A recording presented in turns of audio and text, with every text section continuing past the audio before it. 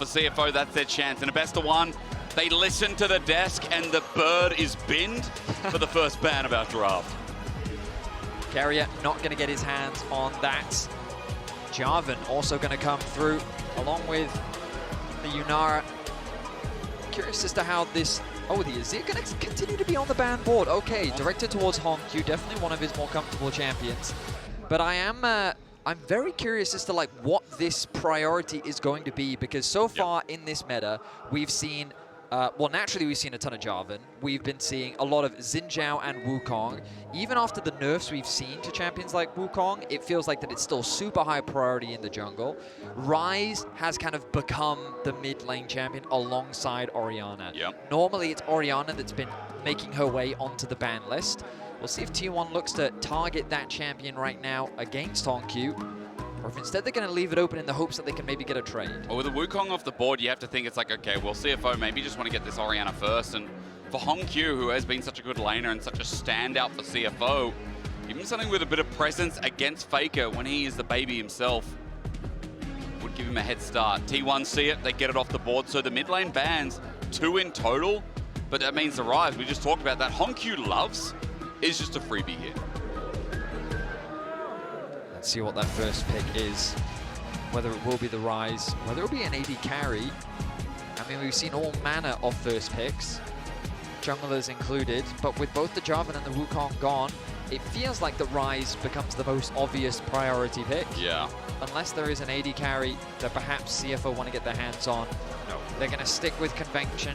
This does suggest that Tier 1 could lean towards something along the lines of the Talia for Faker, the kind of very common answer.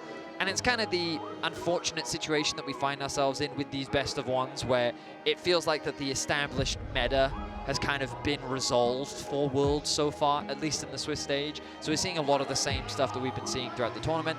But this is a bit of a change-up. I mean, this has just been this rising pick that's come out of left field. I think the most surprising pick for me is this Caitlyn, because so many teams are looking at this in early pick and bans. And we've seen so many strong laners. And when I think of Keria, I think of a strong 2v2. And historically, I think of how that Caitlyn as well shaped the journey back in 2022 as well. Absolutely. I mean, they can even get themselves the Neeko right now if they want to guarantee themselves that strong bot lane duo. But they could be arguing, now that we've already got the Caitlyn, there's nothing that you could pair the Neeko with that we really need to be concerned about. So instead, we're going to lock in our Vi. You expect the Talia to be the third pick coming through for Faker, and then T1 can round out their draft with a support counter pick, potentially, especially given that there are still a number of safe blind top options. So how will CFO respond? I've been suggesting to you that I think things like the Ashe and the Jinx could be good answers into it. But if we're talking about safe blinds as well, just a quick side note, I mean, as the Qiyana gets locked in, you talk about things like the Sion. Yesterday, the Sion was so good for Driver. It's true. Our MVP of CFO's best of one. And if there's any champion to just safely lock and say, okay, forget about bot, it would be that Sion. The alternative that you mentioned and the feeling that we might get might be something like the Neeko themselves as a takeaway. Then T1 can just match it straight away. You raised some good suggestions, but I think that was a good prediction there, Hysterics. An obvious one that I should have expected, because, I mean, the man is named after the champion. He is. Driver, he is a well-known Sion expert, and we've seen him, I mean, it's one of those things where you think, okay, we can afford to give it to him, but this man's been solo killing some of the best players from around the world all through the year. Knight and been in one game. Like, the man has been on a tear. I mean, yesterday, that was 100 Thieves top laner, Doggo. Oh my god, dude, too excited about that. They played against, he solo killed Fnatic, Poby, and Oscar. He did get 2 solo kills. He did get it onto a Cassante, and he got it onto a Talia. I don't know how I got too confused. Sorry, everyone, but I'm just obviously hyped by the Sion plays. They've been more exciting than meets the eye. The Neeko, of course, gets locked in alongside in that 2v2 as well for T1, so I think Keria and Keria on priority. Now they're banning out the range support, so some of the safe answers that can go into it. T1 very much playing towards the bot side of the map. Now CFO have options of either mitigating the mid lane pool, which seems to be the direction that they're going. Yep. The problem is, of all the players in the world to try and limit the pool of, this is not the man who you can really limit him in. Of course, getting rid of Taliyah just makes a ton of sense. When paired alongside the Vi, the knockback, the combo that they can create, it makes a ton of sense. But we know that Faker is going to have options available to him, whether it be a safe control mage or something aggressive to pair alongside the Vi. I'm sure he'll be able to find something in his pool. As T1 continue to limit the bot lane options, what will Doggo and Kaiwing go for? I mean, Doggo has an extensive repertoire. If they want to play something very safe, they could consider something like the Ezreal, very long range, can safely farm in lane. You're still going to get pressured in, but I feel like when playing up against the Neeko, there's not much that you can do to stop that. I feel like maybe this could end up being a lane swap game with the way that lane's set up as well. Having a Sion on your team, like, this could just be the option to get CFO's bot lane through early. As you said, safe AD carry could be the question, but now we get to see a solo lane from T1. You've got both mid and top already picked up, so just a preference here compositionally as we talk about Faker's depth of pull. But it is going to be Doran who goes into the tank matchup, and we've seen this into the Cassantes, into the Sions, into any tank in top, just simply with the true damage and the ability to trade early. Now, we talked about it, some of the options that I was discussing with you that could be good into the Caitlyn was the Ashe. The question is, what would you then consider pairing up alongside it? But I think the thing about Ashe is while she doesn't have the best mobility, the pick potential that she has and how she can synergize with both the Qiyana and the Ryze, the fact that she has long range herself gives her a ton of options to be able to play relatively safe in the laning phase.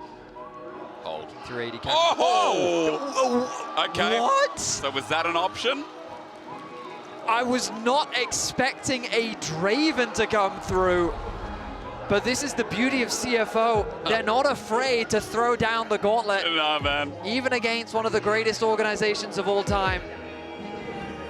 The hover of the Alistar, that's a scary hover, man, because like against Neeko, this is an impossibly difficult bot lane to play.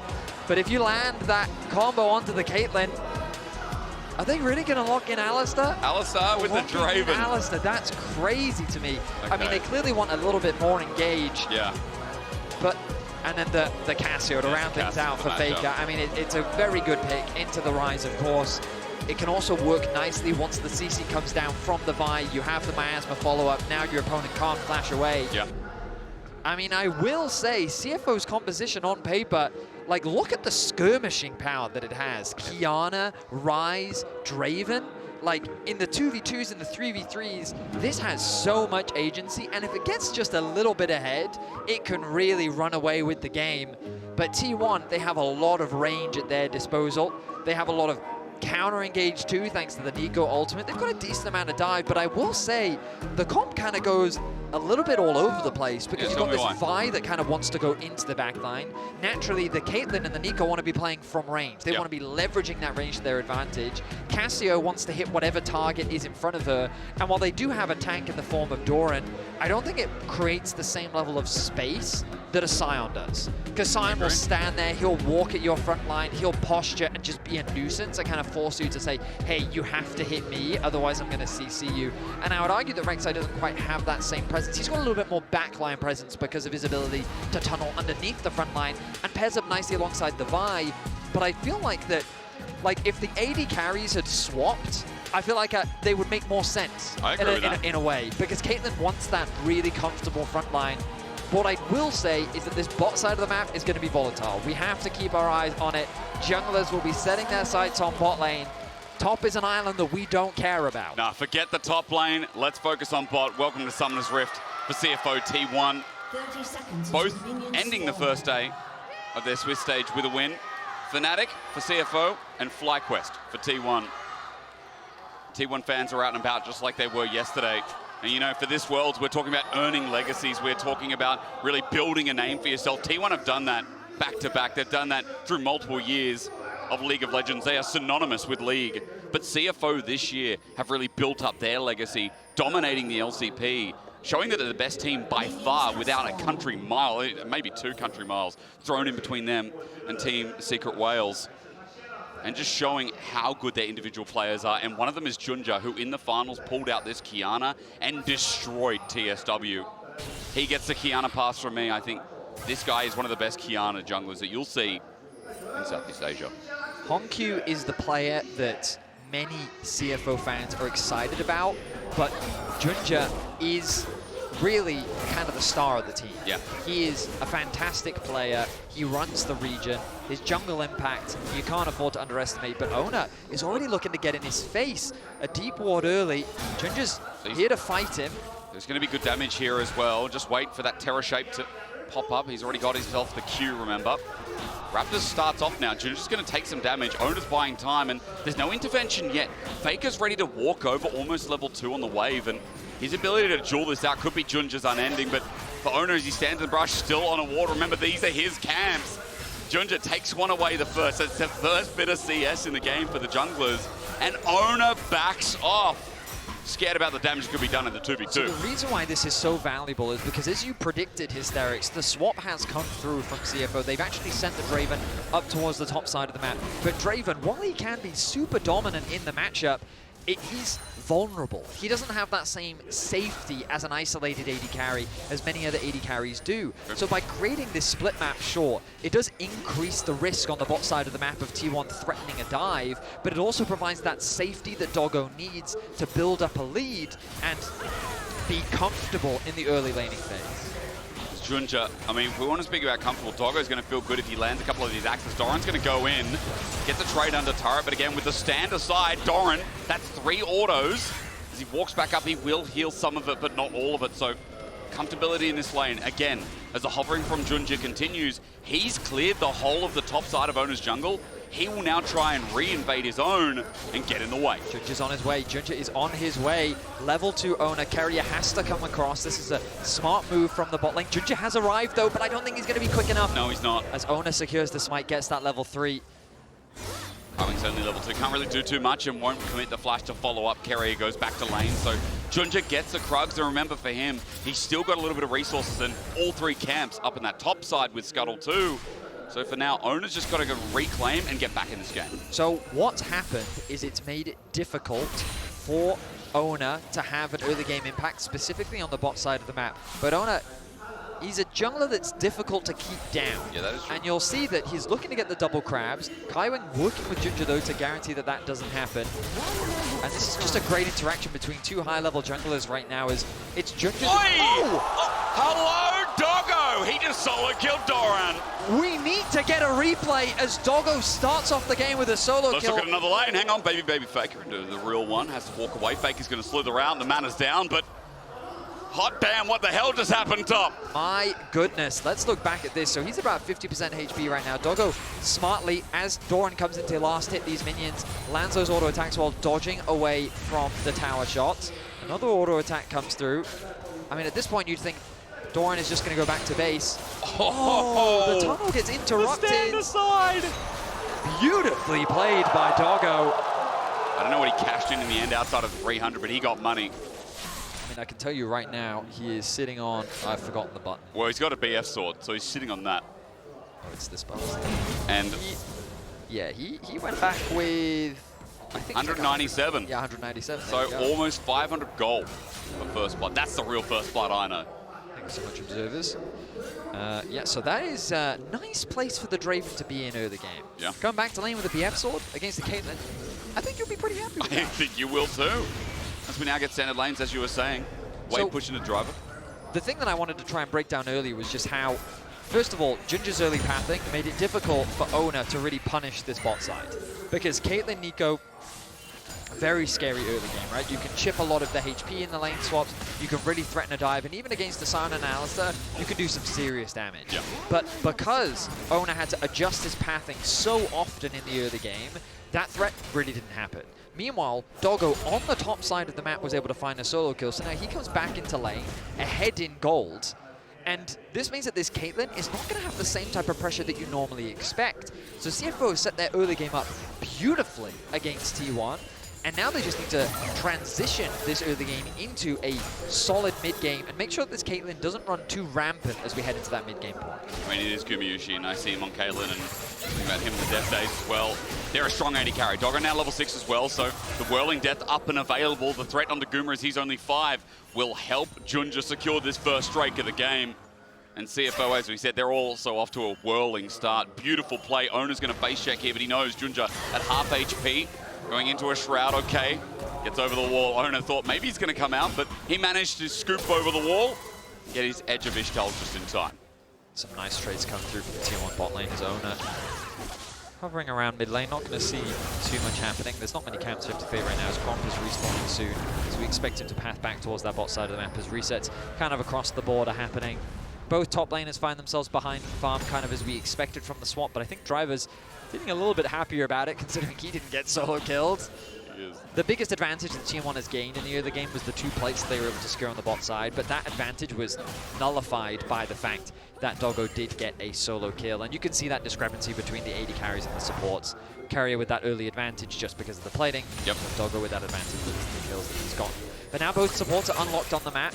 Because Kaiwing was roaming so much early with JunJia to help him secure those early camps, it does mean that Keria will reach that level 6 point ahead of him.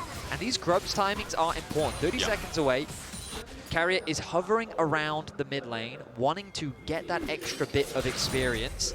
Because once he gets that ultimate, it's going to be a very difficult fight if CFO try to contest. But before we get to the Grubs, now we get to the invade again. The timing beautiful from JunJia. It's level 6 versus 5. Oner's in trouble. He doesn't have a leg to stand on, but the ulti hits at the edge of the mark. But Oner has already flashed and now lost his red.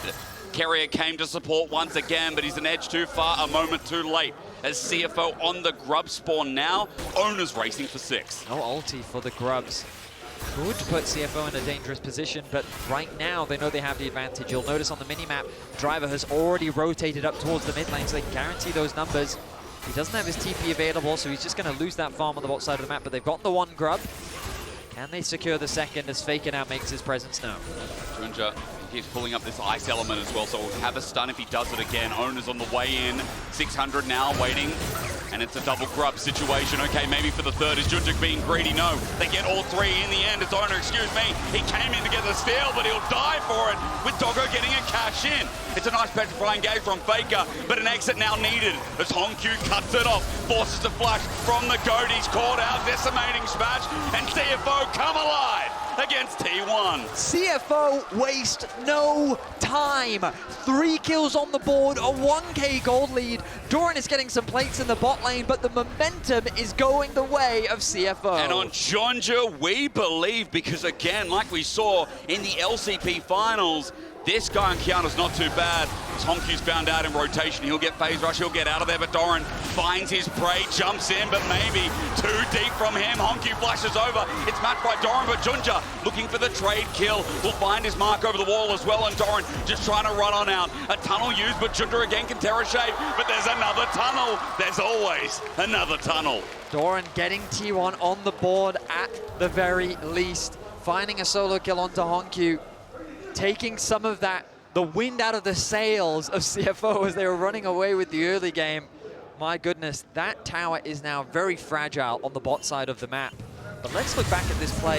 Oner, he just oversteps. He walks up to a place that he just doesn't have really any control over, and the fact that Driver's sacrificing a lot on the bot side just to have that extra body meant that CFO could force this fight. They know that they've already secured that first kill. They know they have the numbers advantage.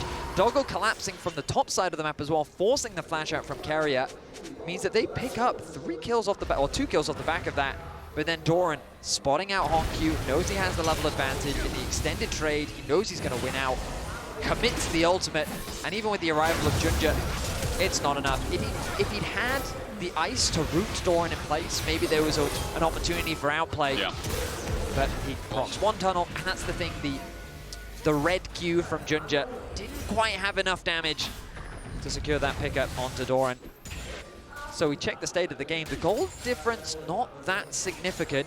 You can see a lot of the gold advantage sitting on Doran and Faker, who's been building a healthy CS lead in the mid lane.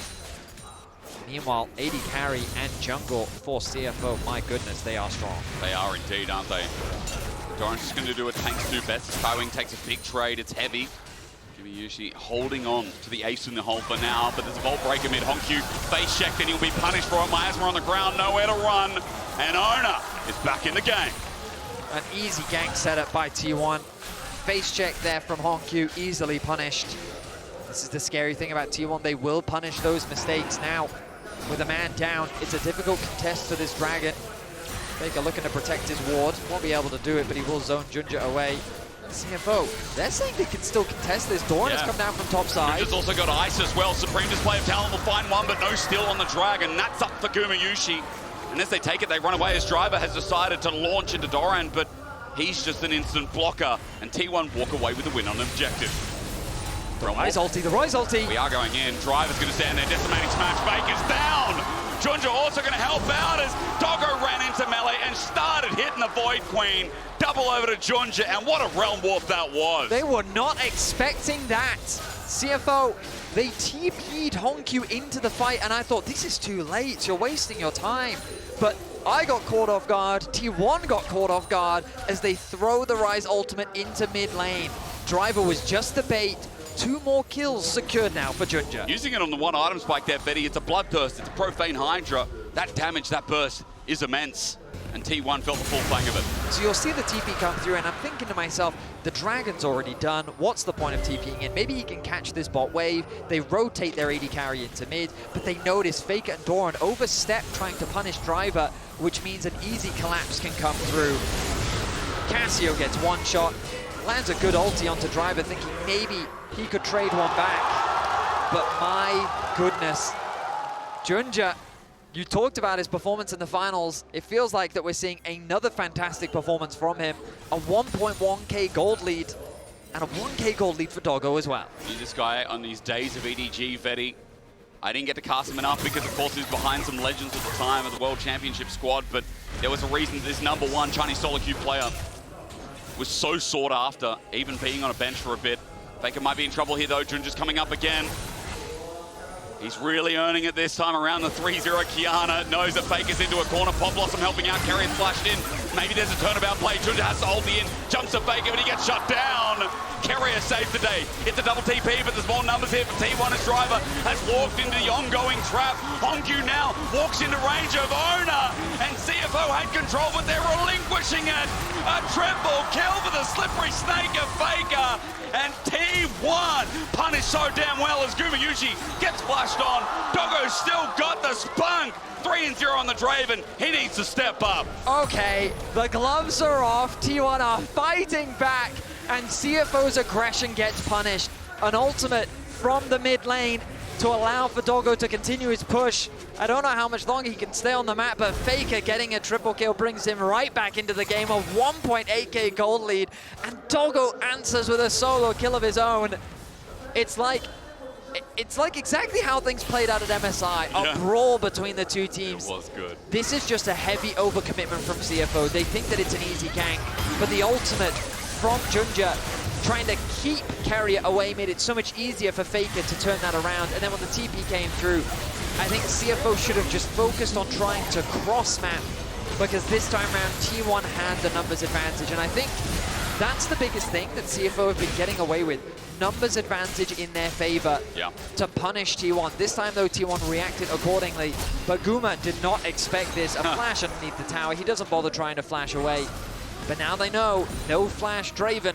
Boy. And Oner will be setting his sights on that AD carry. First turret, meanwhile, picked up in the bot lane. No feats just yet. It's all about this objective as Herald now spawns. But Vedi, I see an experimental Hex Blade here for Doggo as his second item. He's a full item ahead of Guma right now.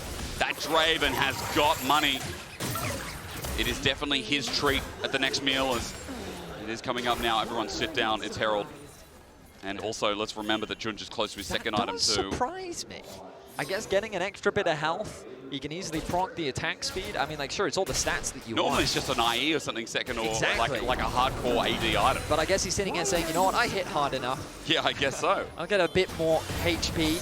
Good job. Caught out, Pop Blossom finds him after the scuttle. He'll regret this, gets a stun up though. Goes in Vis for the time being, edge of his shell's perfect timing as that's simply a clone. He'll jump over the wall, audacity out, buy some space as Doran is on the hunt, but with that health bar advantage, T1 start the Herald. Yeah, I mean, no ulti now available for JunJia, but they did trade it for Keria's ult. CFO still want to fight this though. Doggo on the right-hand side, keep your eyes on him. Driver wants something to drive into, decimating smash just out of range. Doran flashes, misses, whiffs. Meanwhile, Oner went in by himself. T1 is separated. Driver cuts off the cross, and Kaiwing picks up the kill. T1, they're sparked up a little bit with an ulti that came afar from Doggo as Doran jumps in deep. T1 are fighting 1 by 1, and I see a double on a damn cow. Realm Warp in behind enemy lines, and T1 are finding themselves hanging with a leg to stand on. Petrifying Gaze misses all, and CFO are bringing it to the world champs. The young guns from the LCP play with nameplates off as they go full aggression into T1.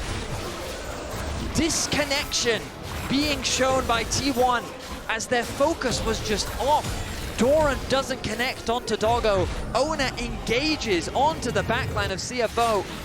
And we look back here. Driver very close again. But look at Oner committing as the rest of T1 have their sights set onto Doggo. Driver then runs down the middle. While he does have to flash out, his job is done. He's created chaos in the midst of the fight as Doran finds himself isolated and the rest of T1 can do little to escort him to safety. How did Kaiwing get both kills? I don't know, but there's a double for him, and then the Realm Warp once again from HongQ is outstanding. Faker ends up falling. HongQ's able to secure it. And it's just every international event, CFO continue to show up. This is, of course, only a best of one, but what an important best of one it is to get a win here. Hang on.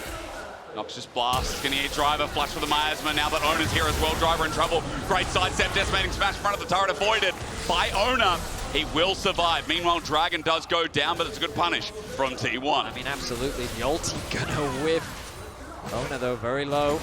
The Dragon secured, and now the threat on the bot lane tower. They have the damage, Vedi. Maybe enough to threaten Doran to get out of there. Redemption's going to come on down, but wait for Supreme Slave Talent misses, and Doran solo kills! CFO's jungler got ambitious, and now the damage definitely ain't there as Exhaust also used. Herald's still there, Pop Blossom with the flash. Doggo caught out, instant cleanse away. He's running for his life. He'll catch the axe, he'll get movement speed, but he needs a bit more. A double. That makes it trouble for T1 to follow up on the players. They have to back away. CFO coming to help out. Oh my goodness. Okay, so T1, they're not wasting any time. They're looking for any punish possible.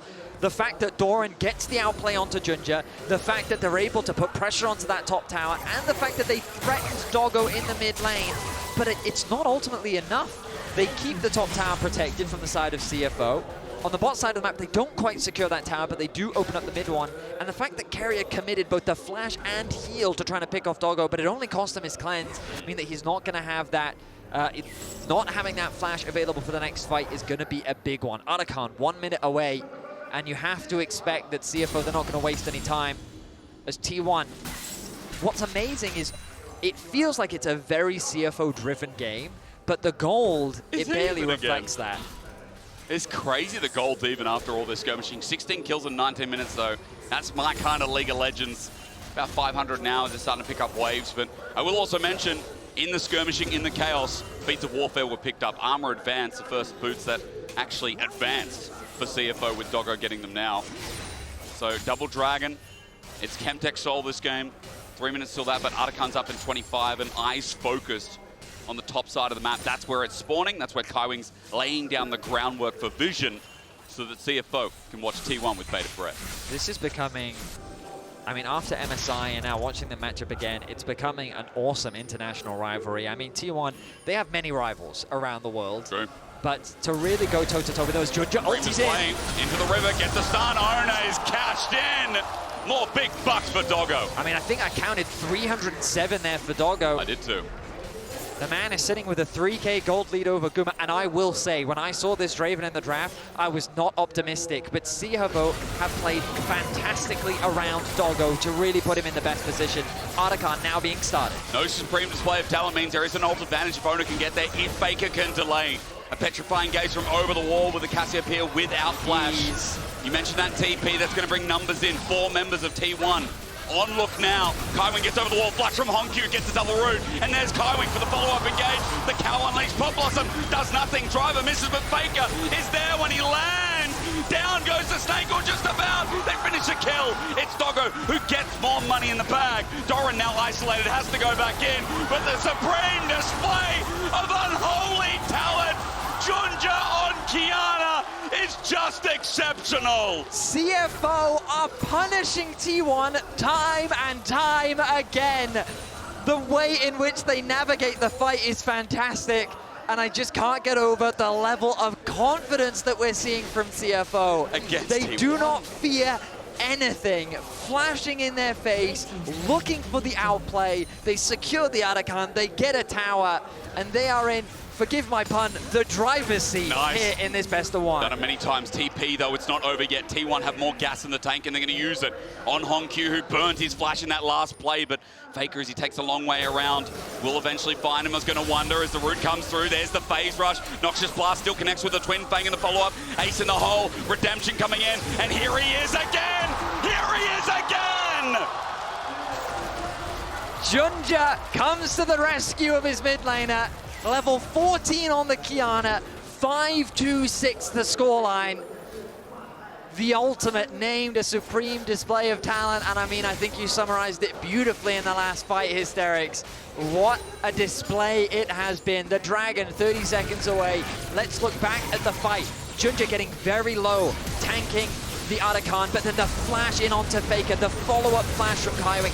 Doggo hesitates as he sees Doran turning his attention onto him, but the rest of the team is doing so much work on the backline. I got worried as Faker was still alive in the midst of all of that, because the rest of CFO assumes that someone will get the cleanup, but they do in fact get the cleanup. The ultimate connecting onto both. I didn't see the Keria connect as well. And it got the kill.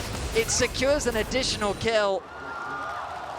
And I mean, what else can Faker do? He puts his hands up as CFO find themselves with just short of a 5K gold lead here in this best of one. Now, there's been rewards here for the jungle, but let's not forget, it is really Doggo who helped start this game too. Outside of the invade, outside of the successful pressure, from JunJia, Doggo, now almost at his third item, is 3.8K over Guma. He has cashed in 5 times, has not died, so it keeps accumulating, of course, every kill to cash in. And it felt like Caitlyn was the AD carry of the tournament. It did. It felt like the teams would have to find new answers to it, and we were discussing those answers today prior to the cast. I don't remember this being one of Draven them. wasn't on the list. He wasn't even in the conversation. But my goodness, to just lock in the Draven and say, no, we can make this work. And again, I really want to emphasize their early game plan was incredible. It was. Splitting the map, which against the Caitlyn you wouldn't expect to do, but to provide that safety is... He's in trouble. Oner flashes and it connects. Pop Blossom up, supreme display of nothing there. Perhaps the confidence a little too much now. And it's given gold over to the Caitlyn we were just talking about. Gumayusi, he's going to knock 1,000 gold off the difference. That's something. That definitely is something. You've got to be careful, CFO. T1, they are multi-time world champions for a reason. They're not going to give this game up without a fight. You're in a fantastic position to close this one out. This is your game to lose, but T1 will be fishing for every opportunity to take the game away from you. With the Baron spawning in 40 seconds, that will be the objective that they will look for. Your setup, your positioning is going to be crucial. Yeah. Because a single misstep could be all that it takes. Right now, both teams take an opportunity to reset. We're getting close to completing a couple of big items ahead of what we expect to be the Baron setup. Mortal Reminder being one of them, by the way. With a bit of healing cut over to Faker, naturally. Also for the Rek'Sai, for what it's worth, is I mean, third item here, while Guma's still sitting on 2, but he's definitely got some components here as he's backing away towards that bottom side of the map. Might be a BF sword. No, it's going to be a last whisper. Kaiwing drops some wards. Meanwhile, while the Baron spawns, T1 and Baron in the same sentence has always given people goosebumps. CFO have to make sure they do not give one more to the arm. Force of nature being picked up by Driver, I think makes a lot of sense considering how Faker is playing as Cassio. Oh, Doggo's just going to start this one off. All right, they're putting the pressure onto T1 once again. They're trying to bait it, Vedi. I don't know about this. CFO are looking to pull off. 1100 back in. HongQ proves to be wrong. And now below 10K. I really don't think they should gamble the Smite fight. I think that's the worst choice for them considering the lead that they have. They've got the push in mid-wave. They're going to force Doran to go and answer that. Whirling death onto Guma, good damage. And now they can go back. There's that. So you can see it in the back of the pit. Driver spots it out as well. He's going to clear out that control ward. Will proc the aggro of the Baron. And now they're going to draw T1's attention once more. Keep the pressure up. TP comes back in from Kaiwing. Okay, Keria is going to find an angle in the meantime. That's his point. That gives vision. Redemption going to come down. Nice, healthy CFO below 10K once again. Faker himself has flash to get over the wall if they flip this. T1 I've seen situations like this before. Doggo's Makes me nervous, isolated. as you said, Doggo is isolated, but the stand beside onto Doran, he can't get in range, has to tunnel out, HongQ flashes, gets the rune prison, and as he gets poked out, he will not die. Crucial for T1 as HongQ has now committed the flash. Lancy there, HongQ thought that he'd found the pick, but the mobility from the Rek'Sai means that he was able to get away, has the TP available as well. Oi, JunJia over the wall, but no! Onto Keria as a spell shield holds on for the time being, Pop Blossom finds him. Kuma gets the trap down, but it's out of range. TP burnt by T1. A whiff there from JunJia. The ulti doesn't throw Keria into the wall, which means that the distance is enough to allow him to escape. It's a trade of ultis, but that was a big ulti. Gets Tangle Bubs, ran up and Drive interrupted! Drive interrupted Oner! There's no Scream Slate talent as Faker sets up the ulti. It's a shutdown on the HongQ, but it is a trade. T1 lose one to gain one as Driver, even though he picked up that kill, he might have saved the play. Tangle Bubs, two-man once again. Doran jumps in, Doggo goes far, up midway, flushes away. There's the ulti from Doran, but he's got no one to support him again. Doggo running, goodbye! As Doran only just managed to get out, Driver somehow dies before T1's top laner. As Keria and Guma hold the fort around mid, Faker's low. Kaiwing will see him backing, but as Driver dies, the messiness subsides. CFO, oh my goodness. We talked about those tiny mistakes getting punished by T1, and they dance at the very edge of death, but it is T1 that stave off the Baron and close the gold gap once more. They get the flash out from Doggo, which is such an important summoner spell, and they have the numbers advantage. They're coming back out onto the map. Driver has his TP available. The Soul is spawning in 20 seconds time. The face check, you've got to be careful. The ward will be dropped. Kaiwing, crucial here. He doesn't have to burn the ulti. He's got flash available as well. Any chunk leads to this Baron. Any chunk delays the Soul. 5 seconds, speaking of CFO, on that point. But T1 have River first. Doggo on the top side. Are they considering a Baron duo? Doggo's saying that maybe we can sneak away this Baron. Oner knows, though, they're going up straight away. The rest of T1 following. But I think CFO's happy with this. They wanted to bait T1 out of the river. They've done just that. The bot wave and top wave continue to push in CFO's favor, which means that they're not too concerned about any pressure on the side lanes. Waves continue to be fought for in the mid wave. The T1 have that slight range advantage. HP not going to be too significant though. Dragon going to be started off. CFO want to threaten the Baron once again. Draw T1's attention. It's a tense affair. But this Dragon looks completely uncontested. Doran. JunJia though, JunJia. Hang on, JunJia goes over the wall, wants to contest with Oner in a 2v1. There's a supreme display, and he has the audacity to take it away. So, for CFO, stand beside us, find a target. The rest of CFO are in the river for the time being. HongQ has to be careful without his flash. Oner doesn't hit the target. He's on Doggo though, but look, he's separated. He has to leave. Now Doran sent into the sky by the one and only Driver. Faker stands and starts poisoning, sending out the fangs, but T1 have lost top lane. They've lost Soul, and now the Baron's on the cards. Oh my goodness, CFO get away with so much. They steal away the Dragon, they win out on the fight, they have the numbers advantage. Oner still lives though, and as long as he has his smite, there's always going to be a possibility. They don't have information as to where Oner is. They've spotted him out. There he is, Mega Blast Cone gives him some space, but JunJia has a stun. All he needs is to get into range.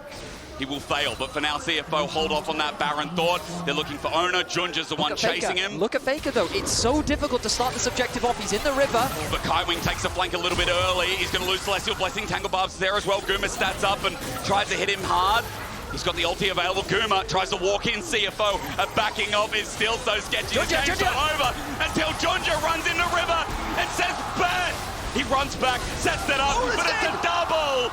Doggo is just nuts as well. The CFO have now got 2 in the dirt. They're just going to start this Baron off. It's still a super risky thing to do. Doran is max HP. Faker is coming back from the river. Guma with his range. Keep your eyes on Kaiwing, looking for the flank. Driver is low as well, but he's got a shield. Doran once again on in. Guma with the range to steal his potential, but no. Smite is better. A realm orb into Guma's face, but he's spaced him, he's ranged him, and Faker stares him in the face. However, the pop back is massive. CFO are doing it, and even with the ulti avoided by Doran, he's down 2, and in the LCP, we believe. CFO go and do everything. The Baron is secured, the ace is secured. They are just going toe-to-toe with T1, and they are getting the better of them. What an incredible year this has been. And this team, it feels like that they can only go up. with the Baron now secured. The Nexus is in their eyes as they look to try and break the base. Doggo, look at Doggo, he just got Doran, now he's taking a 1v2. You know where this game's at. Ow! This dog, man! It's 6-0, Betty. What a game! His bite is so much worse than his bark. As tower falls, a man is down on the side of T1. The defenses are falling apart. Faker now makes his way back onto the Rift, but I think the damage has already been done. Is he enough to defend the Nexus? Another inhibitor falls. The Baron doing some serious work. Just imagine if we started getting the best of 5 of this again. It's only one game, but it feels so good. JunJia's going to be caught out, though, as he runs for his life. Gets away with the help of a heal. And CFO supporting staff are coming in. Keria, though, a clutch defense. Petrifying gaze, though, won't be enough. As Driver's always where you need him as well. Against T1, CFO get a bit of revenge. And the first team going 2-0, Betty. At least in my eyes, CFO smacking down the LCK's 4th seeders. Baker runs back to the base, but this game's done. I see one delicious looking Oyster at Worlds 25. What an incredible game. The tension was so high as Sion really fought valiantly around these neutral objectives. But the sheer level of confidence from JunJia was unbelievable. And I mean, we didn't talk about him much, but Kaiwing had some insane moments as well. Like, there's going to be so much to review from that game, but really, it's time to celebrate CFO. They go 2-0. I'm pretty sure this is the first LCP team ever in the Swiss stage to go 2-0, and they're going to be fighting with the other top dogs to get out and secure a spot in the quarterfinals. That one T1 loss, it ain't the same, is it? CFO starting 2-0 against the defending world champions.